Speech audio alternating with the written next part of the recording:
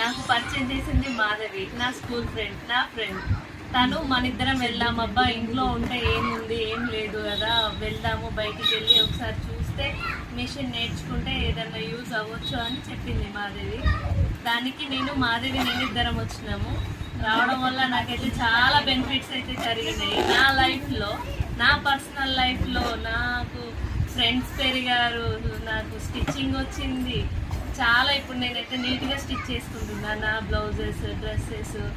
నాకు స్టిచ్చింగ్ అనేది పర్ఫెక్ట్ అయిపోయినా నేను అనుకుంటున్నా. నాకు స్టిచ్ చేసుకోవడంలో నాకు బాండింగ్ అంకితతో చాలా పెరిగిపోయింది.